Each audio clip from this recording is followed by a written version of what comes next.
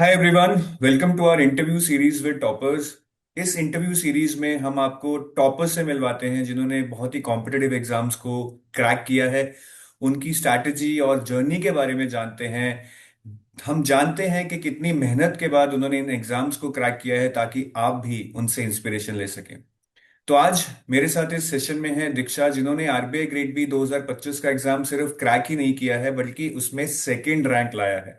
Yes, you heard it right right, she is all India rank 2। मैं दीक्षा की brief introduction दे देता हूं, उसके बाद हम दीक्षा की जर्नी और स्ट्रैटेजी को पूरी डिटेल में समझेंगे। दीक्षा ने डिस्टेंस एजुकेशन से, इग्नू से, इकोनॉमिक्स में मास्टर्स की है। आरबीआई का उनका ये फोर्थ अटेम्प्ट था, लेकिन थर्ड सीरियस अटेम्प्ट था। ये उनका फर्स्ट मेंस और फर्स्ट इंटरव्यू था। इससे पहले उन्होंने जितने भी अटेम्प्ट दिए, अनफॉर्चुनेटली उनका प्री ही नहीं क्लियर हो पाया and reasoning was one of the main problem for her. उसके बारे में भी हम डिस्कस करेंगे। इन्होंने ये एग्जाम एक हेक्टिक जॉब के साथ क्रैक किया है। लास्ट ईयर इनकी जॉब भी लग गई थी क्योंकि ये बहुत सारे एग्जाम्स और भी दे रही थी, बहुत सारे एग्जाम्स को क्रैक भी किया है।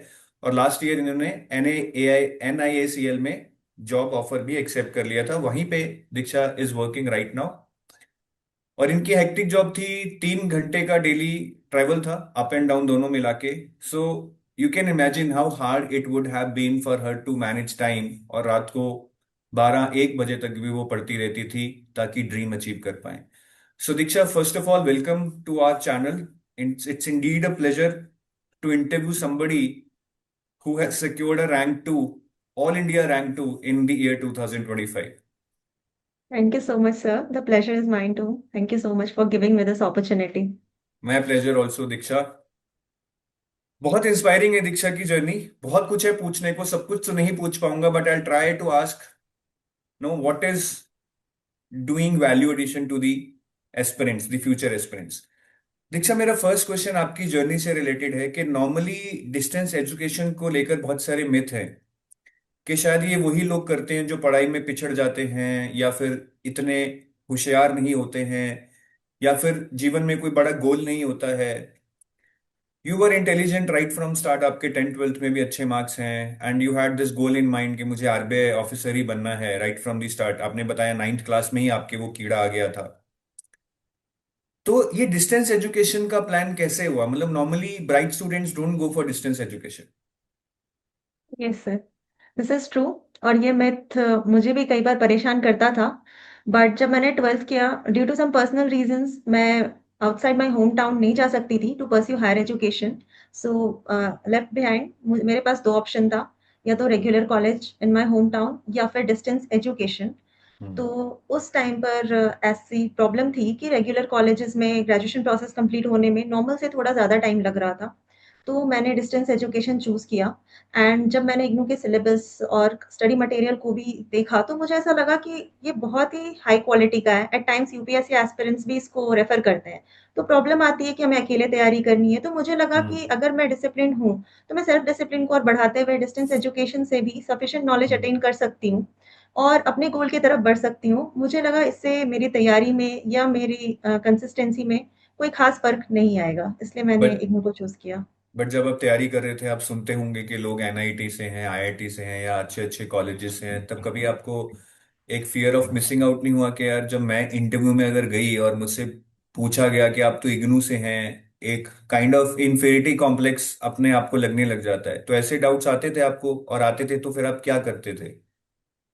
सर, ऐसे डाउट्स डेफ़िनेटली आते थे बार-बार कि उन जब कंपेयर किया जाएगा तो मेरा कॉलेज शायद कहीं स्टैंड ना कर पाए। हम्म। और ये मैं अपने घर पे भी पूछती थी, अपने मामा जी से भी पूछती थी जिन्होंने मुझे थ्रू आउट गाइड किया है। तो उसका जवाब यही था कि हाँ, एक क्वेश्चन आएगा जिसमें शायद वो मुझे कम मार्क्स देंगे, पर नेक्स्ट क्वेश्चन तो मेरे प्रोफाइल से नहीं होगा ना। नेक्स्ट क्वेश्चन मुझसे इकोनॉमिक्स पे पूछेंगे, इकोनॉमी पे पूछेंगे या और चीज़ें पूछेंगे। अगर मैं उसका आंसर सही दे देती हूँ, तो वो पहला सवाल कि आप एनआईटी से क्यों नहीं हो, उसका वेटेज हम्म। शायद थोड़ा कम पड़ जाए। और उसका हम्म। इम्पैक्ट भी मेरे इंटरव्यू के मार्क्स पे शायद उतना ना पड़े और वो ओवरशैडो हो जाए मेरे बाकी के परफॉर्मेंस से। इस उम्मीद से सर मैं मेहनत करती रहती थी और आगे बढ़ने का सोचा। So you had that positive mindset के ये तो इतना इंपॉर्टेंट नहीं है, let's focus on the important, what is in my hand. Yes sir. Diksha, आपने अभी अपने मामा जी के बारे में भी बताया और इनिशियल इंटरेक्शन में भी आप बता रही थी कि how he helped you carve carve no a career path, carve out a career path. तो मतलब आपने बोला कि नाइन्थ क्लास में ही मुझे क्लैरिटी थी कि मुझे ये करना है। तो यस नाइन्थ सर। क्लास में तो यार हमारे जैसे लोग तो मतलब ये होता था कि बैट उठा के बॉल उठा के निकल गए और फिर आए, और पापा डांट रहे हैं मम्मी डांट रहे हैं कि पढ़ लो, करियर का कुछ पता ही नहीं। प्लस वन में जाके चलो थोड़ा हो गया था कि अब कुछ बनना है, कुछ अच्छे कॉलेज में जाना है। नाइन्थ वाज लाइक कि ठीक है अगले साल टेंथ है पढ़ लेंगे। मतलब आपको इतना क्लैरिटी या फिर एक कीड़ा, कीड़ा अगर मैं यूज करूं, कहाँ से आया कि मुझे आरबीआई देना है? तो इनिशियली मैं भी मम्मी पापा की डांट और मार से ही पढ़ती थी। पर हम्म। डांट मार खा के जब पढ़ने बैठती थी तो फिर सोचती थी कि मैं क्या पढ़ रही हूँ, इसमें किस में हम्म। इंटरेस्ट आ रहा है, किस में नहीं आ हम्म। रहा है। और क्योंकि नाइन्थ में मेरे मामा जी ने मुझसे ऐसा कहा कि जो भी करियर पाथ चुनना है उसके बारे में अब से ही सोचो, ताकि तुम्हारी हम्म। एनर्जी कम से कम वेस्ट हो। ये नहीं कि हम एक करियर पाथ की ओर बढ़ गए, फिर बाद में हमें लगा कि अरे यार ये तो जम नहीं रहा, मजा नहीं आ रहा, तो अब हम्म। चेंज करेंगे। तो वो टाइम और एनर्जी तो जो तुमने वहां लगाई, वो अगर इसी पाथ में लगाई होती तो शायद तुम और जल्दी अचीव कर पाओ। हम्म। तो उनकी बातों को ध्यान में रखते हुए मैंने हर ऑप्शन की तरफ देखा। उन्होंने मुझे डिफरेंट करियर ऑप्शंस के बारे में, डिफरेंट जॉब्स के बारे में बताया, उसके लिए क्या पढ़ने की ज़रूरत है उसके बारे में बताया। फिर टाइम मैंने रियलाइज़ किया कि मुझे साइंस में इंटरेस्ट थोड़ा कम है और इकोनॉमिक्स और फाइनेंस में इंटरेस्ट थोड़ा ज़्यादा है। तो धीरे-धीरे मेरा इंक्लिनेशन आरबीआई, फाइनेंस, इकोनॉमिक्स की तरफ बढ़ता चला गया। तो आप इग्नू में जब इकोनॉमिक्स पढ़ रहे थे, बुक्स के अलावा कुछ और भी पढ़ते थे आप आउट ऑफ इंटरेस्ट? जी सर, मुझे हिंदी लिटरेचर में थोड़ा इंटरेस्ट था, तो मैं नॉर्मली कहानी, नॉवेल जो भी मुझे मिल जाता था वो मैं पढ़ती थी। फिर जब मैं आरबीआई की तैयारी में बहुत ज़्यादा भिड़ गई, तो धीरे-धीरे उसके लिए मेरे पास कम टाइम बचने लगा। तो मैं कभी-कभी फ्री टाइम में ऑडियो, जो यूट्यूब में ऑडियो फॉर्म में स्टोरीज़ आती हैं, प्रेमचंद, अमृता प्रीतम, मन्नू भंडारी, उनकी हम्म। कहानियाँ सुन लिया करती थी as a hobby. Amrita Pritam ma'am की मैंने भी बहुत कहानियां सुनी है। So she is a very good writer. I think आप बहुत अच्छी चीजें पढ़ती हैं। अगर मैं आपकी जर्नी की बात करूं तो आपने 3 अटेम्प्ट्स दिए इस अटेम्प्ट से पहले, जिसमें आपका फेज वन ही क्लियर नहीं हुआ था, आपकी रीजनिंग बहुत बड़ी प्रॉब्लम थी।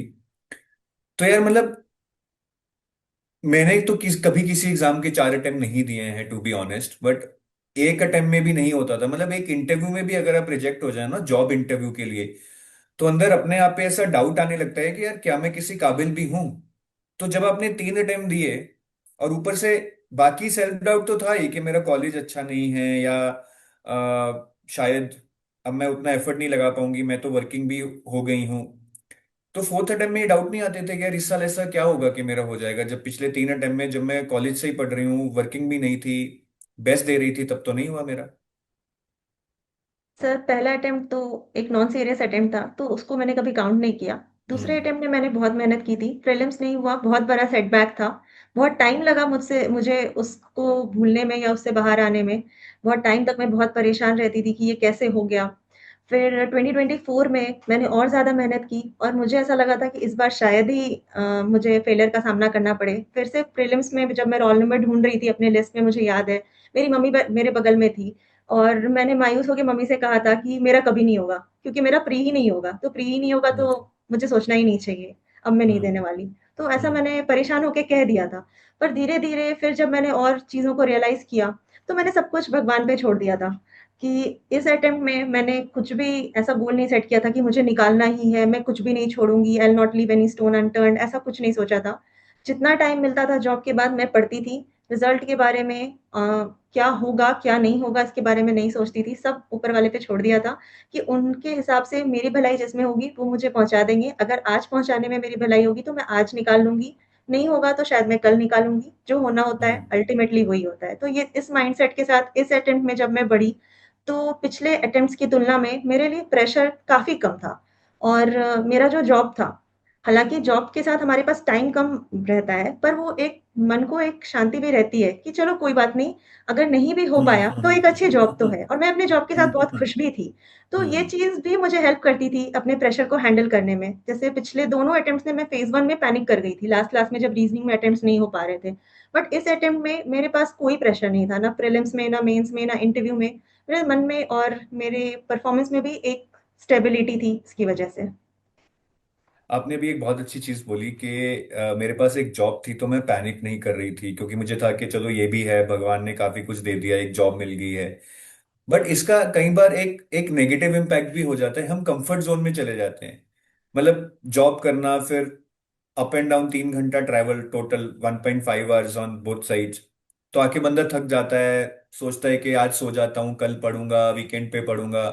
क्योंकि कहीं ना कहीं वो एक सिक्योरिटी दिख रही होती है कि ठीक है, अकाउंट में जो भी आपकी सैलरी, तो मुझे नहीं पता, कोई 20 को अपनी सैलरी की एक आदत पड़ जाती है, कंफर्ट जोन में चले जाते हैं। तो आप वो कंफर्ट जोन में नहीं गए, या बीच बीच में चले जाते थे, फिर उससे बाहर कैसे आते थे? सर डेफिनेटली मैं थोड़े थोड़े टाइम पे कंफर्ट जोन में चली जाती थी। उसमें मेरे पीयर ग्रुप ने और मेरी बहन ने मेरी बहुत मदद की। मेरे फ्रेंड्स हैं जैसे पुरुषोत्तम, राघव, जो विलन हेयर प्राइवेट ग्रुप का पार्ट है, मैं भी उसका पार्ट थी। तो जब मैं इनकंसिस्टेंट होती थी एट टाइम्स, मुझे उनकी बहुत डांट भी पड़ती थी। पुरुषोत्तम ने भी इस बार इंटरव्यू दिया है, वो क्लियर नहीं कर पाए। राघव जी ने भी दिया है और उनका फाइनल सिलेक्शन हो गया है। हम्म। तो ऐसा था कि उनकी मदद से एट टाइम्स जब मैं पीछे आती थी, उनको परफॉर्म करते हुए देखकर फिर मेरे अंदर वो कॉम्पिटिटिवनेस वापस आ जाती थी और फिर से मैं मेहनत करने लग जाती थी। मुझे याद हम्म। है प्रीलिम्स के पहले मेरा और राघव जी का ऐसा कॉम्पिटिशन चलता था कि हम क्यूआरई के सेक्शनल मॉक्स डेली लगाते थे और जिसने नहीं लगाया स्क्रीनशॉट शेयर करते थे। अगर मैंने नहीं लगाया तो मैं उनको 10 रुपए दूंगी, उन्होंने नहीं लगाया तो वो मुझे 10 रुपए देंगे। मेरी बहन भी जब मैं नहीं पढ़ रही होती थी एट टाइम्स तो कहती थी या तो पढ़ लो हम्म। या तो एंजॉय कर लो, कि बीच हम्म। में मत लटको त्रिशंकु की तरह कि पढ़ भी नहीं हम्म। रहे, घूमने भी नहीं जा रहे। हम्म। तो फिर एट टाइम्स मुझे लगता है इन फटकारों ने मुझे कंफर्ट जोन से बाहर निकाला और हम्म। फिर मैं आगे बढ़ती गई। ये 10 रुपए वाली बात आपने सही बताई। This is very interesting. Actually इसमें पैसे की बात नहीं होती है। जैसे हमें क्लास में जाते थे तो हमारे टीचर बोलते थे जो लेट आएगा वो सबको एक एक समोसा खिलाएगा, चाहे 5 ही समोसे खिलाने होते थे, सारे लोगों को 5 लोग थे। लेकिन लगता था कि नहीं नहीं, ये एक पनिशमेंट भी लगती है ना, कि नहीं इनफैक्ट यार। इन ऐसा सब, फील हाँ। होता है कि कुछ गलत हाँ, हुआ। कुछ फिर ये गलत दस हुआ। रुपए वाली एक और कहानी है। ये 10 रुपए वाली कहानी एक्चुअली मेरी मेरी बहन के साथ स्टार्ट हुई। हम्म। मैंने नोटिस किया था कि मेरा टाइम कहाँ जा रहा है, तो मैंने देखा कि मैं इंस्टाग्राम पे मैं नहीं थी। हम्म। फेसबुक मैंने बंद कर रखा था, तो मैं देखती थी कि मैं यूट्यूब पे जो शॉर्ट्स आते हैं ना वो देखने में टाइम वेस्ट करती थी। तो मैंने अपनी हम्म। बहन को एक दिन झल्ला के बोला कि आज के बाद अगर तूने मुझे कभी शॉर्ट्स देखते हुए देखा ना तो मैं तुझे 10 रुपए दूंगी। तो वो बहुत हम्म। खुश हो गई कि रोज के 100 रुपए अब तो मेरी बल्ले बल्ले होने वाली है। बट हम्म। वो प्रेशर ऐसा था कि उस दिन के बाद से जिस दिन आरबीआई का फाइनल रिजल्ट आया उस दिन तक में मैंने उसे बस 50 रुपए दिए थे। मतलब उस हम्म। दिन से लेके लास्ट डे तक मैंने बस 5 ही शॉर्ट्स देखे और उसने मुझे इतना हेल्प किया उस सोशल मीडिया के जिस लूप में मैं फंस रही थी मैं उससे बाहर आ सकी। वेरी नाइस यार, ये तो पहली बार मैंने किसी से सुना है, ये तरकीब भी हम लगा रहे हैं डिस्ट्रैक्शन के लिए। आपका फिर जॉब के साथ शेड्यूल क्या रहता था? आई थिंक 1.5 घंटे का शाम को ट्रैवल करके जब आप वापस आते थे, 7 साढ़े 7 आपको बज जाते होंगे। फिर कब आप खाना खाते थे, कब आप पढ़ते थे, कब आप सोते थे? How how did you use to manage your time? Sir office से आने के बाद डेफिनेटली कुछ जान नहीं बचती थी, तो मैं खाना खा के फिर सो जाया करती थी थोड़ा कुछ खा के और फिर मेरी नींद खुलती थी जब 8:30 या 9 बजे। जनरली मैं 9 बजे स्टार्ट करती थी फिर, और 9 बजे से लेकर के मैं जब तक स्ट्रेच कर पाऊँ 12, 12:30, 1, जितनी मेरे अंदर एनर्जी है उस हिसाब से मैं उसको स्ट्रेच करती थी। नॉर्मली मैं सुबह जल्दी उठ के कभी नहीं पढ़ पाई, मैंने कोशिश बहुत की पर वो मेरे से हो नहीं पाया। तो बस रात को ही मैं पढ़ती थी, सुबह नींद नहीं खुलती थी, किसी तरह से उठती थी और हड़बड़-हड़बड़ में किसी तरह से बस ऑफिस पहुँच जाया करती थी फिर। बट आप 12 1:30 तक कभी कभी सिटिंग लगाते थे? हाँ जी सर, एट टाइम्स 2 भी बजे हैं, बट वो रेगुलर नहीं हो पाता था। जनरली मैं कोशिश करती थी कि मेरी नींद भी पूरी हो, क्योंकि 3 दिन नींद पूरी नहीं होती थी तो चौथे दिन मेरे परफॉर्मेंस पे इम्पैक्ट पड़ जाता था वो। So that is some effort, Diksha, that is why you are here. अगर मैं अब आपसे पूछूं कि आपका सेकंड रैंक आया है, क्या 2 चीजें आप बताओगे? मतलब मैं डिटेल में नहीं जाना चाहूंगा कि मैंने ये पढ़ा, मैंने अच्छा किया। मतलब हाई लेवल पे क्वालिटीज या स्ट्रैटेजी में क्या 2 चीजें आपने अच्छी की, या कोई एक चीज जो आप बताना चाहें कि इसकी वजह से आपको लगता है कि मेरा मतलब रैंक आया, वो भी फिर छप्पड़ पाड़ के सेकंड आ गया। सर सिर्फ अगर 2 चीज़ बतानी है तो एक तो क्यूमुलेटिव एफर्ट, फेलियर्स के बाद भी हम्म। कोशिश करते रहना, जो एक ना एक टाइम पर हेल्प करता है और कंबाइंड रिजल्ट देता है। दूसरा focus on low hanging fruits, जैसे कि हम्म। फाइनेंस मैनेजमेंट, जिसमें कंपैरेटिवली एफर्ट कम लगता है पर रिजल्ट मिल जाता है। मैं आपकी फाइनेंस और स्ट्रैटेजी की भी स्ट्रैटेजी डिस्कस करूंगा।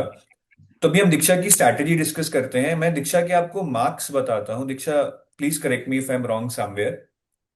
दीक्षा के ईएसआई में 13 नंबर है, which is on the lower side, लेकिन उसके बाद इनके मार्क्स अच्छे ही अच्छे हैं। डिस्क्रिप्टिव में इनके 33 मार्क्स हैं ईएसआई में, तो टोटल इनका ईएसआई का 46 बनता है।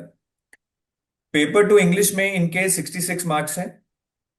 पेपर 3 एफएम ऑब्जेक्टिव में इनके 42.75, मैं 43 अभी इसको बोलूंगा आगे से इस वीडियो में।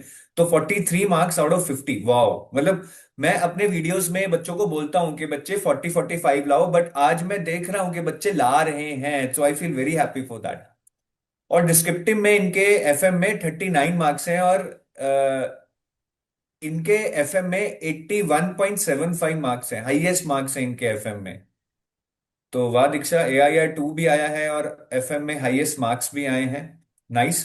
फिर इंटरव्यू में इनके 58 है, और अगर इनका फेज 2 और इंटरव्यू का टोटल कर दें तो इनका जो टोटल बन रहा है आउट ऑफ 375, वो 251.75 बन रहा है।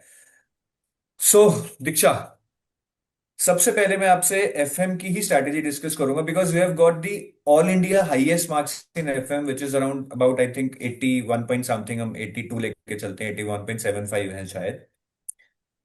तो एफएम में आपने, सबसे पहले आप ये बताइए, आपने एफएम पढ़ा कहाँ से था? What was your main source for studying FM? Sir FM का सोर्स मेरा एडुटैप की समरी शीट्स ही थी। मैंने हम्म। पहले एडुटैप को सब्सक्राइब किया था अपने पिछले अटेम्प्ट्स में। तो वो समरी शीट्स मैंने इस बार बहुत अच्छे से यूज़ की। मैनेजमेंट में मैंने उसी को बार-बार रिवाइज़ किया और मैंने थोड़े से शॉर्ट नोट्स बनाए थे जिसमें सिर्फ़ पॉइंटर्स थे।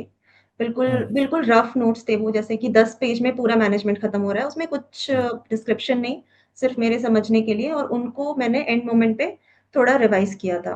और जब मैं हम्म। मैनेजमेंट में थ्योरीज़ पढ़ती थी तो मेरा ये फ़ोकस रहता था कि जितने भी सिलेबस में मेंशन टॉपिक्स हैं, उनमें से एक भी वर्ड ना छूटे, चाहे कुछ भी मेंशन्ड हो, उसके बारे में अगर मुझे डाउट है तो मैं थोड़ा रिसर्च भी कर लूँगी। और उन थ्योरीज़ को हम्म। मैं कोशिश करती थी कि रट लूँ, कहीं न कहीं अब्ज़ॉर्ब कर लूँ। क्योंकि मैंने ये नोटिस किया इस बार कि एफएम ऑब्जेक्टिव के क्वेश्चन्स दिखते बड़े थे, पर उसमें एक ना एक हिंट ड्रॉप्ड थी। एक छोटा-सा लाइन मेंशन था, जो लाइन के सिर्फ़ उसी थ्योरी का पार्ट था, हम्म। और उसको देखते ही समझ आ हम्म। जाता था कि इसका आंसर ये होगा, और फिर ऑप्शंस में से मुझे बस वो आंसर ढूँढना होता था, ऑप्शंस में से कन्फ्यूज़ नहीं होना होता था। तो मैं पहले ये कोशिश करती थी कि मैं क्वेश्चन पढ़ के ही आंसर को डिराइव करने की कोशिश करूँ, और इसमें मैनेजमेंट को मैंने जो बार-बार पढ़ा था, उसने मेरी हेल्प की। और फाइनेंस में भी सर मैं यही कहूँगी कि मैंने समरी शीट्स को स्टैटिक के लिए यूज़ किया था। उसको मैंने बार-बार रिवाइज़ किया था, और उसके अलावा करंट अफेयर्स से अपने आप को अपडेटेड रखा था। करंट डेटा पॉइंट्स जहाँ भी मुझे याद आया, मैंने अपने आंसर्स में उसको इनकलकेट किया, फाइनेंस के आंसर्स में स्पेसिफिकली। और ऑब्जेक्टिव में भी मोर और लेस उसी स्ट्रैटेजी को लेके आगे बढ़ी। तो अभी जैसे आपने डिस्क्रिप्टिव की भी बात की कि आप डिस्क्रिप्टिव में डेटा लिखते थे, आपके डिस्क्रिप्टिव में भी बहुत अच्छे मार्क्स हैं। अगर मैं ESI की बात करूं, आपके 33 हैं डिस्क्रिप्टिव पेपर में, और एफएम में तो 39 है, which is really good marks. मतलब बहुत कम लोगों के 37 से ऊपर आते हैं, सो 39 बहुत अच्छे हैं। तो डिस्क्रिप्टिव में अच्छे मार्क्स लाने का क्या राज है आपके अकॉर्डिंग? मतलब what are the key things that one should keep in mind descriptive paper में अच्छे मार्क्स लाने के लिए? सर मेरी स्ट्रैटेजी डिस्क्रिप्टिव को लेके बहुत सिंपल थी। पहली चीज़ है structure, intro, body, conclusion should be intact. दूसरी, एक फ्लो होना चाहिए। तीसरा, मैं वर्ड लिमिट पे हमेशा फोकस करती थी, कि मेरा ये फोकस रहता था कि मुझे जहाँ तक संभव हो 100% वर्ड लिमिट को अचीव करना है। और साथ ही साथ चौथा मैं ये कहूँगी, क्वेश्चन को बार-बार पढ़ना चाहिए। जैसे एक क्वेश्चन है, उसको 2 बार 3 बार जब हम पढ़ते हैं तो हमें पता लगता है कि वो क्वेश्चन डिमांड क्या कर रहा है, तब हम डेविएट होने से बचते हैं। कई बार ऐसा होता है कि हमने क्वेश्चन को पढ़ा, लिखना स्टार्ट कर दिया, आधे के बाद रियलाइज़ होता है कि अरे यार! ये तो व्हाट नहीं व्हाय पूछ रहा था, और हमने व्हाट लिखना स्टार्ट कर दिया है। फिर हम या तो उसको हम्म। रब करते हैं, या फिर हम्म। भगवान का नाम लेके वहीं से कंटिन्यू करते हैं। ऐसी गलतियाँ मैंने अपने टेस्ट्स में की थी प्रैक्टिस के टाइम पे, और ये मैंने हम्म। एग्ज़ाम में अवॉइड किया। मैं क्वेश्चन को 2 बार 3 बार पढ़ती थी, फिर उसके बाद उसको उसके लेके पॉइंटर्स बना लिया करती थी, कि हाँ क्वेश्चन के 2 पार्ट हैं, पहले पार्ट के ये 4 पॉइंट्स हुए, हम्म। दूसरे पार्ट के ये 4 पॉइंट्स हुए। फिर मैं इंट्रो लिखती थी, और उसमें भी मैं एक बैलेंस बनाने की कोशिश करती थी कि इंट्रो का size total word limit of the question से 10% से ज़्यादा नहीं होना चाहिए। Same for conclusion.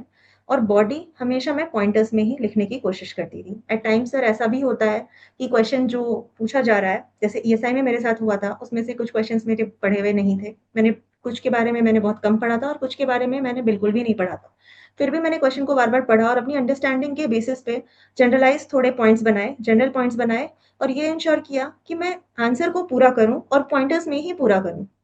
क्योंकि जब क्वेश्चन टफ है हम्म। तो वो सबके लिए टफ है। ऐसे में कॉम्पिटिशन की बात आती है। तो अगर कोई क्वेश्चन को पूरा नहीं कर पा रहा है, आप पूरा कर पा रहे हो, आप रेलेवेंट पॉइंट्स डाल रहे हो, तो कहीं न कहीं बाकियों की तुलना में थोड़े ज़्यादा मार्क्स तो आ ही जाएँगे। डेटा पॉइंट्स ईएसआई में हम्म। मैं बहुत ज़्यादा नहीं डाल पाई थी, क्योंकि क्वेश्चंस थोड़े टफ थे और मुझे बहुत याद भी नहीं आ रहा था। और आपने वर्ड लिमिट को फॉलो किया था, उसमें आपका क्या है कि वर्ड लिमिट पूरी हाँ जी फॉलो सर। करनी चाहिए या फिर क्वालिटी पे फोकस करना चाहिए? सर, वैसे तो लोग 80% प्लस माइनस पे फोकस करते हैं, पर मैंने शुरू से ये सोच रखा था कि अगर पॉसिबल हुआ तो मैं 100% वर्ड लिमिट को फॉलो करूंगी, और मैं ये कर भी हम्म। पाई थी क्योंकि मैंने टाइपिंग की पहले ही बहुत प्रैक्टिस की थी पिछले अटेम्प्ट्स में ही। तो टाइपिंग हम्म। स्पीड मेरी काफ़ी थी, मैं टाइम बचा भी लिया करती थी। तो हर क्वेश्चन में जैसे 600 वर्ड का क्वेश्चन है तो वो एक गैप हमें मिलता है, 600 टू 620 वर्ड्स के बीच में लिखने को बोला जाता है। तो मैं 600 प्लस 5 10 ऐसे जाती थी। 400 वर्ड का क्वेश्चन है तो 405 406 इतने वर्ड्स में लिखती थी, कहीं भी 600 400 से मैंने कम नहीं लिखे रिस्पेक्टिव हम्म। में, तो ये मैंने फोकस किया था। तो अगर मैं समराइज करूं आपके जो 4 पॉइंट्स मैंने लिखे हैं, एक तो के क्वेश्चंस को बार बार पढ़कर ये देखो कि पूछ क्या रहा है। उसमें माइक्रो क्वेश्चंस भी होते हैं कई बार, है ना, कि चैलेंजेस क्या हैं, स्टेप्स फॉरवर्ड क्या है। तो क्वेश्चन को अच्छे से समझो ताकि आगे जब लिखो तो फिर ये ना हो कि गलत लिख दिया। दूसरा, इंटरलिंकिंग करो इंट्रो बॉडी कंक्लूजन में। तीसरा, डेटा जितना डाल सकते हो, whatever you know, so that you can differentiate yourself rather than writing a bland answer. और चौथा, आपने बोला कि वर्ड लिमिट आप तो 100% फॉलो करते थे। तो गाइज, अगर आप डिस्क्रिप्टिव के लिए प्रिपेयर कर रहे हैं तो प्लीज आप ये पॉइंट जरूर देखें। बहुत अच्छे मार्क्स हैं दीक्षा के। So right now you are hearing from the horse's mouth, as they say in English. तो you should be able to implement these points. Diksha, आपने बोला कि आपने प्रैक्टिस से टाइपिंग की स्पीड बहुत बढ़ा ली थी। कितने आंसर्स आपने लिखे फेज 2 से पहले, लास्ट 6 मंथ्स में? मतलब फेज 2 से पहले लास्ट 6 मंथ्स में आपने कितने टोटल आंसर्स लिखे होंगे? Need a number, 30 60 100?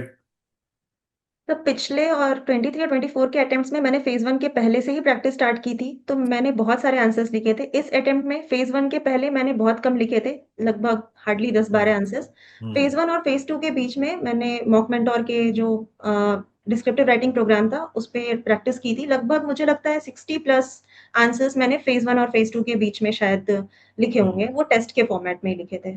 वाह, दैट्स अ कमिटमेंट। तो वो टेस्ट फुल लेंथ टेस्ट होते थे या एक एक दो दो क्वेश्चन के टेस्ट थे, कैसे थे वो? जी नहीं सर, वो एक एक दो दो क्वेश्चन के टेस्ट होते थे हम्म। जनरली, क्योंकि डेली फुल लेंथ लिखना मेरे लिए पॉसिबल नहीं था। मैं ऑफिस से आकर के लिखने को बैठा करती थी, तो हार्डली मैं 2 या कभी 3 आंसर्स लिख पाती थी, और वो हम्म। क्वेश्चंस भी सिंगल ही आते थे टेस्ट के विंडो के फॉर्म में, तो मैं उस पर ही प्रैक्टिस किया करती थी। Very nice. तो डिस्क्रिप्टिव राइटिंग की दीक्षा की बहुत अच्छी स्ट्रैटेजी है, आई होप सब लोग फॉलो करेंगे। Diksha, now moving on to the ESI. So Diksha has perform really well in FM and the descriptive part overall. ESI objective में आपके मार्क्स कम हैं, उसका क्या रीजन हो सकता है? वैसे सबके ही कम है, क्योंकि ईएसआई ऑब्जेक्टिव में मैंने शायद कोई देखा होगा जिसके 25 से ऊपर है, ज्यादातर लोग 17 18 पे हैं। आपके 13 मार्क्स हैं। तो क्या करंट अफेयर्स आपके लिए प्रॉब्लम रही है या आप अच्छे से रिवाइज नहीं कर पाए थे? व्हाट इज द रीजन कि आप ईएसआई में उतना नहीं कर पाए जबकि बाकी सब में आपने बहुत अच्छा किया है? सर, मुझे ऐसा लग रहा था कि मैंने चीज़ें पढ़ी हैं, जो करंट अफेयर्स के क्वेश्चंस थे, कहीं न कहीं पढ़े हुए थे, हम्म। पर वो या तो शायद मल्टीपल रिविजन्स की थोड़ी कमी, शायद थोड़े और बार रिवाइज़ करने चाहिए थे, या क्वेश्चंस ज़्यादा डेप्थ में थे, इस वजह से मुझे एग्ज़ैक्ट आंसर्स याद नहीं आ रहे थे। जैसे कि मैंने एफएम में बताया कि मुझे एग्ज़ैक्ट आंसर्स याद आ जा रहे थे और मैंने डायरेक्ट मार्क किया। बट ईएसआई में क्योंकि एग्ज़ैक्ट पॉइंट्स याद नहीं आ रहे थे आंसर्स, तो मैं थोड़ा सेफ चलती हूँ उस केस में। तो जो मुझे 100% श्योरिटी के साथ याद थे, उनको हम्म। मैंने मार्क किया, और मैंने अटेम्प्ट्स ही बहुत कम किए। मैंने 22 मार्क्स के ही अटेम्प्ट किए ईएसआई ऑब्जेक्टिव में, उसके बाद मैंने अटेम्प्ट ही नहीं किया क्योंकि मुझे डर था कि कहीं वो नेगेटिव ना चला जाए। तो मैंने कहीं भी बहुत ज़्यादा तुक्के नहीं लगाए, क्वेश्चंस मुझे काफ़ी टफ लग रहे थे। So revision is one of the key important aspect that everyone should implement. Yes sir. वैसे करंट अफेयर्स आपको क्या लगता है कि ईएसआई में जो रिपोर्ट्स और स्कीम्स आते हैं, कितने मंथ्स के हमें पढ़ने चाहिए? तो बहुत पीछे तो शायद ही क्वेश्चंस में आते हैं क्वेश्चंस। जैसे हम्म। फेज वन की मैं बात करूं तो 3 मंथ्स बहुत डीप में अगर कोई पढ़ ले तो सफिशिएंट है। फोर्थ मंथ थोड़ा सा और। अगर हम सर्कुलर्स पे जाएं तो मैंने 7 8 महीने के सर्कुलर्स कर लिए थे। और हम्म। जहां तक रिपोर्ट्स है, रिपोर्ट्स भी 4 मंथ्स के पीछे कम ही आते हैं। अगर आते हैं तो वो कोई बहुत इंपॉर्टेंट रिपोर्ट जैसे ओम्बड्समैन की रिपोर्ट आ गई, या फाइनेंशियल स्टेबिलिटी रिपोर्ट है, या बजट इकोनॉमिक सर्वे जैसी बहुत बड़ी रिपोर्ट है, तो ही बहुत पीछे से क्वेश्चंस आते हैं, वरना 4 months I think is sufficient. Nice. और ईएसआई का जो स्टैटिक पार्ट था वो आपने कहाँ से तैयार किया था? सर, ईएसआई में भी स्टैटिक पार्ट के लिए मैंने एडोटैप की समरी शीट्स ही यूज की थी। सारे हम्म। टॉपिक्स टाइम की पॉजिटिव के कारण मैं इस बार उतना नहीं पढ़ पाई थी। बट जितने भी मुझे इंपॉर्टेंट टॉपिक्स लगे थे वो सारे मैंने यहीं से पढ़े थे और उसके अलावा इसको करंट अफेयर्स के साथ सप्लीमेंट किया था। So this was the strategy of Diksha for you for phase two. अभी मैं थोड़ी फेज वन की भी डिस्कस कर लेता हूँ दीक्षा। सबसे पहले मैं रीजनिंग की डिस्कस करूंगा। रीजनिंग में it was kind of actually hell for you कि हर बार आप रीजनिंग के कारण रह जा रहे थे, जबकि आप बहुत पहले से रीजनिंग की तैयारी शुरू कर चुके थे अपने कॉलेज डेज से ही। तो इस बार ऐसा क्या चेंज लाए आप? और दीक्षा का रीजनिंग में स्कोर बहुत अच्छा है, 28 नंबर है आउट ऑफ 60। मतलब मैं तो भगवान मानूंगा जिसकी रीजनिंग में 28 नंबर है 60 में से। मतलब किसी भी एंगल से वीक नहीं होती उन लोगों की रीजनिंग। तो ऐसा आपने क्या चेंज लाया है यार? तो मैंने अपनी स्ट्रेटेजी में चेंज लाया और अपनी वीकनेस को आइडेंटिफाई किया, क्योंकि पिछले दोनों अटेम्प्ट्स में मैं क्रिटिकल रीजनिंग की तरफ चली जाती थी, क्योंकि एक प्री अजम्पशन मेरे दिमाग में रहता था कि आरबीआई में पजल्स तो बहुत टफ आते हैं, ये तो बनेंगे ही नहीं। तो मेरा हम्म। फोकस रहता था कि मैं सारे मिसलेनियस सॉल्व करूं और क्रिटिकल रीजनिंग को सॉल्व करूं। इस चक्कर हम्म। में मेरे अटेम्प्ट्स भी कम होते थे और क्रिटिकल रीजनिंग जबकि मॉक्स में मैं सॉल्व करती थी तो वो सही सही हो जाते थे, पर हम्म। एग्जाम में मुझे ऐसा लगता है कि वो गलत हुए हैं, वरना शायद मेरे हम्म। अटेम्प्ट में मेरे मार्क्स कम नहीं आते। एग्जैक्टली तो हम नहीं कह सकते, पर मुझे ऐसा लगता है कि वो शायद गलत हुए हैं। और ऐसा इसलिए भी लगता है क्योंकि इस अटेम्प्ट में मैंने क्रिटिकल रीजनिंग के क्वेश्चंस को पढ़ा भी नहीं, हालांकि मैं प्रैक्टिस करके गई थी for worst case hmm. Scenario. पर मैंने पेपर की शुरुआती पजल्स से की, मैंने 3 पजल्स हम्म। पूरे सॉल्व किए। चौथे पजल में मैं थोड़ा फंस गई, फिर टाइम रहते ही मैंने उसको छोड़ा और मिसलेनियस उठाया और मैंने 28 क्वेश्चंस ही अटेम्प्ट किए और मेरे 28 मार्क्स आए। हम्म। तो इसके कारण मुझे ऐसा लगता है कि शायद क्रिटिकल में मेरी एक्यूरेसी पिछले अटेम्प्ट्स में शायद थोड़ी कमजोर रही है, हम्म। और इसको हम्म। आइडेंटिफाई करने में मैंने थोड़ी सी देरी कर दी, जिसकी वजह से मेरे मार्क्स रीजनिंग में कम रहे पिछले दोनों अटेम्प्ट्स में। क्वांट में आपकी क्या स्ट्रेटेजी रहती थी? कि आपके कुछ फेवरेट टॉपिक्स थे जो आप एग्जाम में पहले उठाते थे? और तैयारी में भी क्या आपने सारा क्वांट पढ़ा या कुछ सिलेक्टेड टॉपिक्स या पढ़ के गए? सर कंसेप्चुअल क्लैरिटी मुझे ऑलमोस्ट सारे टॉपिक्स की है क्वांट में, क्योंकि पहले मैंने पढ़ रखा था। हालांकि एग्जाम में मेरा फोकस रहता था कि डीआई, सारे डीआई को देखूं, उसमें से जो इजी लगती थी मैं पहले उसको उठाती थी और उसको सॉल्व करके सबसे पहले 5 मार्क्स सिक्योर कर लेती थी, फिर मैं देखती थी कि अब आगे क्या किया जा सकता है। तो जैसे इस बार हम्म। पेपर में मैंने देखा कि कुछ इजी क्वेश्चंस थे, जैसे कि शायद रॉन्ग नंबर सीरीज भी थोड़ी इजी आई थी, एग्जैक्टली मुझे याद नहीं है, और कुछ क्वाड्रेटिक भी थे शायद, या कुछ मिसलेनियस इजी क्वेश्चंस थे। तो ऐसे इजी मिसलेनियस ढूंढ ढूंढ के मैंने पहले ही मार्क कर लिया और उनको सॉल्व किया और मैंने 13 क्वेश्चन अटेम्प्ट किए और मेरे 13 ही मार्क्स आए। Very nice. और करंट अफेयर्स की तैयारी कैसे की आपने? कितने महीने के करंट अफेयर्स पढ़े फेज वन के लिए स्पेसिफिकली? आपने बोला जैसे 3 मंथ्स, तो 3 मंथ्स की ही रिपोर्ट स्कीम्स, आरबीआई नोटिफिकेशंस आप पढ़ के गए थे? सर करंट अफेयर्स में ऐसा था कि मैंने पहले ही सोच रखा था कि जब तक सिलेक्शन नहीं हो जाता करंट अफेयर्स से टच में रहना है। तो हम्म। नोटिफिकेशन कितनी भी दूर है, आए ना आए, मैं डेली बेसिस पे करंट अफेयर्स को गो थ्रू करने की कोशिश करती थी। हालांकि फॉर रिवीजन, हम्म। जब करंट नोटिफिकेशन आ गया तो बहुत डीप में मैंने पिछले 3 महीने का रिवाइज किया। चौथे महीने का मैंने देखा, उसके कुछ अनइम्पॉर्टेंट न्यूज जैसे बैंकिंग के जो छोटे छोटे न्यूज होते हैं उनको छोड़ दिया, थोड़े इंपॉर्टेंट देखे। 5वें महीने में हार्डली 10% ऑफ द पोर्शन जो अफेयर्स क्लाउड में आता था उसको कवर किया। और आरबीआई सर्कुलर्स में मैं पीछे 7-8 महीने तक गई, again for only important news. In short, hmm. अगर बहुत डीप में जाऊं तो मैंने 3 महीने को बहुत डीप में किया, और उसके बाद जैसे जैसे पीछे जाते गई उसके सरफेस को और बढ़ाते चली गई और कम करते गई। तो ये मेरी स्ट्रैटेजी थी। और हाँ, रिवीजन मैंने, क्योंकि कंटेंट कम रखा था, बहुत क्रिस्प मेरा कंटेंट था, तो मैंने रिवीजन बहुत बार किया था। शायद मुझे याद भी नहीं मैंने कितनी बार किया था। तो फेज वन के मॉक टेस्ट कितने दिए थे आपने? सर वैसे तो मैं सेक्शनल मॉक्स दिया करती थी। क्यूआरई के sectional मॉक्स olive board practice mock से, जीए के मॉक्स मॉक मेंटोर पे ही मुझे मिल जाते थे, वहां दे दिया करती थी। और फुल लेंथ मॉक्स इस बार मैंने बहुत कम दिए थे, मैंने 5 या 6 मॉक्स ही दिए थे आरबीआई के। हम्म। बिल्कुल। तो काफी लोगों को अगर डाउट हो रहा होगा, मैं बता देता हूँ कि दीक्षा हमारे एनपीएस ग्रेड ए के कोर्स में एनरोल थी, साथ में नाबार्ड के कोर्स में भी एनरोल थी। तो ईएसआई एफएम की सारा कंटेंट इनके पास अवेलेबल था। इसके अलावा वो एक और प्लेटफॉर्म पे भी एनरोल थी, वहां से भी उन्होंने करंट अफेयर्स वगैरह पढ़े हैं। तो दीक्षा, ओवरऑल आपको क्या लगता है, अगर मैं इसको समराइज करना चाहूँ, कि आपने इतने साल ये एफर्ट मारा है, इतने साल ये एफर्ट मारा है, तो जो आपका ये सक्सेस है, ये आप मतलब पूरे सालों के एफर्ट को बोलेंगे कि क्यूमुलेटिव रिजल्ट आया है, या आप सोचेंगे कि ये किस्मत थी इसलिए मेरा हो गया? What is your view? Sir किस्मत का रोल हमेशा ही रहता है, पर मैं ये मानूंगी कि ये हम्म। क्यूमुलेटिव एफर्ट है। अगर मेरी हम्म। किस्मत अभी अच्छी भी रहती, पर मैंने इतने सालों तक इतनी मेहनत नहीं की होती, तो शायद ये हम्म। रिजल्ट नहीं मिलता। तो मैं ये समझूंगी हम्म। कि अगर हम कंसिस्टेंटली एफर्ट पुट इन करते रहें, हो सकता है शुरू हम्म। में रिजल्ट ना दिखे, पर बाद में जब दिखता है तो शायद वो हमारी उम्मीद से थोड़ा सा ज्यादा ही रहता है। एडुड आपके साथ आपका कैसा एक्सपीरियंस रहा है? आपने F M E S I का कंटेंट हमारे यहाँ से बहुत पढ़ा है, इंटरव्यू हमारे से आपने इंटरव्यू प्रोग्राम लिया है। तो एडुटैप का जो सपोर्ट सिस्टम है, जो कंटेंट है, उसको आप मतलब right now what is the feedback if somebody ask you, क्या व्यू है आपका एडुटैप को लेकर? एक मन में एक इम्प्रेशन होता है, वो इम्प्रेशन क्या है? तो एड्यूटैप के लिए मेरे मन में हमेशा से बहुत रिस्पेक्ट है।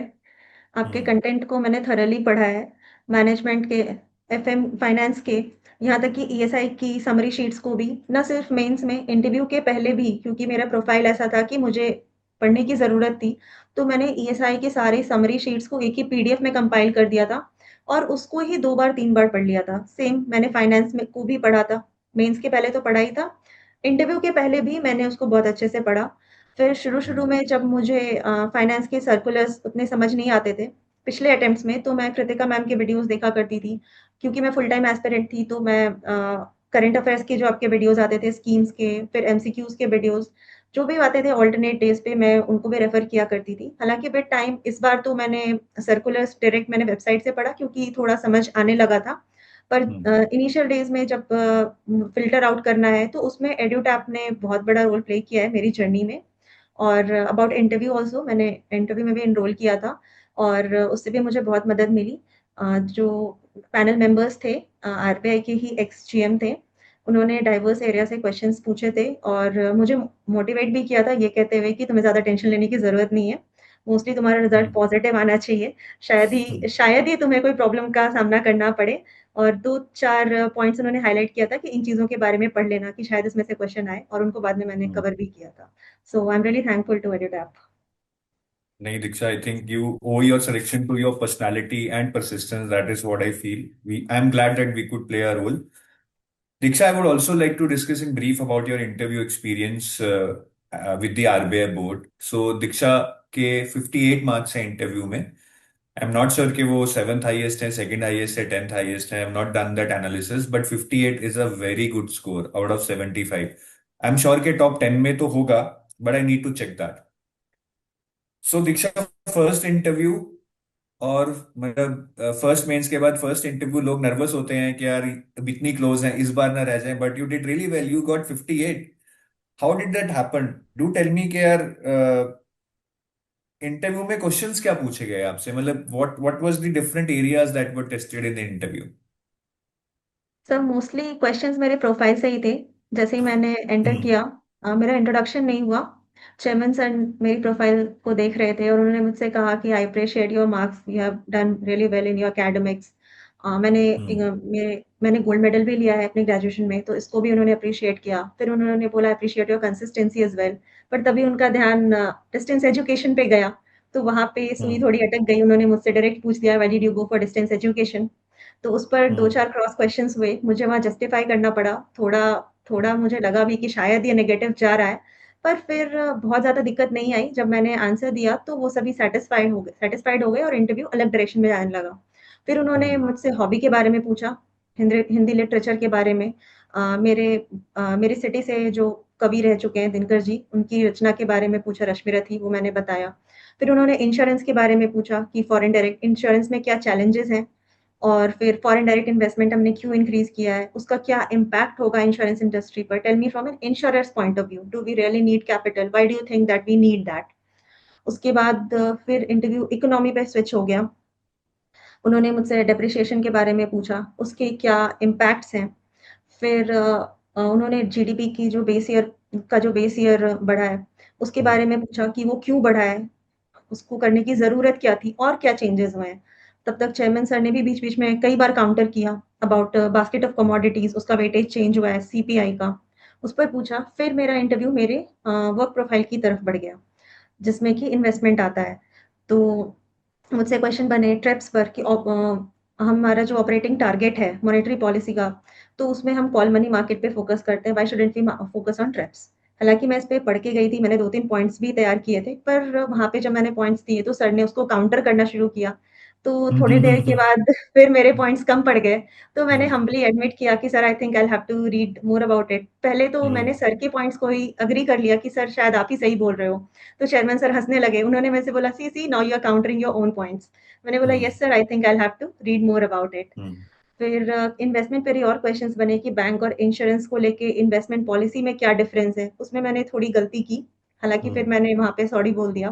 फिर मुझसे हम्म टाइम वैल्यू ऑफ मनी पे सवाल पूछा गया, फॉर्मूला बताने को कहा गया। मैं थोड़ा कन्फ्यूज़ थी, तो उन्होंने मुझसे कहा कि एक न्यूमेरिकल सॉल्व करो और फॉर्मूला बताओ। उसके लिए उन्होंने मुझे पेन और पेपर भी दिया। फिर एंड में चेयरमैन सर ने इंटरव्यू को एंड किया, मुझसे पूछा कि डेप्रिसिएशन पर इन्फ्लेशन का इम्पैक्ट होता है या नहीं? किसी कंट्री में हम्म इन्फ्लेशन ज़्यादा है, किसी में कम है, तो कहाँ डेप्रिसिएशन ज़्यादा होगा? तो लकीली ये मैंने पढ़ा था, एक स्पीच में मैंने सुना था, तो इसका हम्म आंसर मैंने दे दिया। फिर उन्होंने मुझसे पूछा कि व्हाई? तो हम्म इसका आंसर भी मैंने देने की पूरी कोशिश की, अपनी अंडरस्टैंडिंग के अकॉर्डिंग, तो उन्होंने उसको हम्म थोड़ा-सा करेक्ट किया और फिर उन्होंने बोला कि you are around there but not exactly but otherwise good. फिर उन्होंने मुझसे हम्म जाने को कहा। हम्म। ओवरऑल एक्सपीरियंस पॉज़िटिव था, मुझे डर तो नहीं लगा। बहुत ही इंटरेस्टिंग था और पैनल बहुत ही कॉर्डियल था। तो जो क्वेश्चंस आपको आ नहीं रहे थे या आपके पॉइंट्स को काउंटर किया गया, तो what was your reaction at that time? Were you comfortable? You were taking it as a normal conversation, या आपके माइंड पे वो वे कर रहा था कि यार ये तो गया, यार ये चांस तो गया? नहीं सर, पूरे इंटरव्यू में मुझे कहीं ऐसा फ़ील नहीं हो रहा था कि ये इंटरव्यू हम्म चल रहा है, कहीं ये चला ना जाए या कहीं ये हाथ में तो आ रहा है कि नहीं आ रहा। बिकॉज़ वो पूरी तरह से एक हम्म डिस्कशन की तरफ फ्लो में बढ़ रहा था। तो मैं हम्म कंफर्टेबल थी। मैं कहूँगी कि पैनल मेंबर्स का भी इसमें रोल था कि वो कैंडिडेट्स को कंफर्टेबल कर देते हैं। हम कई बार गलतियाँ हम्म भी करते हैं, तो वो उसको भी हमें फिर मोटिवेट करते हैं कि हम अगले क्वेश्चन पे चले जाएँ। तो जहाँ भी मेरी हम्म। गलती हो रही थी, मैं उनके कमेंट्स को भी नेगेटिवली नहीं लेते हुए, मैं सॉरी बोलती थी और फिर नेक्स्ट क्वेश्चन का वेट करती थी कि चलो अगला ट्राई किया जाएगा। Very nice Diksha. I think ये एटीट्यूड ही आपको हेल्प किया है 58 मार्क्स लाने में, because many a times I seen candidates do panic. उनको लगता है कि दो क्वेश्चन नहीं आए और मुंह से स्माइल चली जाती है, एक बॉडी लैंग्वेज ही नेगेटिव हो जाती है, which I think didn't happen in your case, as you are projecting कि यू आर वेरी कंफर्टेबल कि ठीक है, लेट्स गो। मे बी शायद बाद में आपको लगा हो कि नहीं यार इतना अच्छा नहीं हुआ है, थोड़ा खराब हो गया है, तो बाद में हमेशा हाइंडसाइट में डर ही लगता है। वेल इट्स तो बाहर नाइस आने के टू बाद इंटरेक्ट। हाँ हाँ, हाँ बाहर जी हाँ आने जी। के बाद जब मैंने सारे क्वेश्चंस को रिकॉल किया, तो फिर मुझे लगने लगा कि अरे यार 2 क्वेश्चन गलत हो गए, ये तो गड़बड़ हो गई, अब चीज़ें हाथ में रहेंगी नहीं। बट वैसा हुआ नहीं। बाद बाद बाद में ऐसा ही लगता है, और रिजल्ट आने के बाद अब ये बहुत एक मोमेंट बन जाएगी लाइफ के लिए कि ऐसा हुआ था लेकिन अच्छे मार्क्स आए, तो you will remember it throughout your life. That is what happens no in this journey. Diksha, बहुत मजा आया आपसे बात करके, बहुत ज्यादा मजा आया। You have a very good personality and I will suggest, मेरा एडवाइस है वैसे, तो मैं खुद भी आरबीआई गेट बी ऑफिसर नहीं हूँ, that you please go for some further enhancements in your profile. Go for CFA, FRM, something like that. Online MBA. I'm sure you will go places. Any last message, Diksha, you would like to give to the aspirants, and after that we will disconnect. तो my last message will always be कि हमें consistently अपने efforts डालते रहना चाहिए और कभी भी अनकंट्रोलेबल्स को कंट्रोल करने की कोशिश नहीं करनी चाहिए। Just do your best in Hmm. Whatever is about whatever is in your hand. जो चीज़ें हाथ में नहीं है, वो जिनके हाथ में है, उन पर ही छोड़ देनी चाहिए, क्योंकि हम एट टाइम्स क्या Hmm. करते हैं कि हम पढ़ना है पर हम पढ़ नहीं रहे हैं, पर हम ये सोच रहे हैं, अरे यार मेरी तो प्रोफाइल ऐसी नहीं है। आरबीआई वाले तो इंश्योरेंस वालों को कम नंबर देते हैं या बैंकिंग वालों को ज़्यादा Hmm. नंबर देते हैं। कहीं इंटरव्यू के दिन ऐसा हो गया तो वैसा हो गया। तो in short what I am trying to say is जो चीज़ें कंट्रोल में नहीं है, उनके बारे में नहीं सोचना चाहिए, जो चीज़ें कंट्रोल में है, हमेशा उन पर बेस्ट लगाने की कोशिश करना चाहिए। अल्टीमेटली वही होता है, जो चीज़ें हमारे फ़ेवर में होती हैं, भले ही आज ना हो, थोड़े टाइम बाद हो, बट एफर्ट्स का रिज़ल्ट विद टाइम ज़रूर मिलता है। Such a nice message, Diksha. Thank you for taking out time on holiday. And I'm sure your journey will inspire many, many people, especially with respect to doing masters from distance education and reaching here at such a high stage, representing as an officer in RBI. Thank you. All the thank best.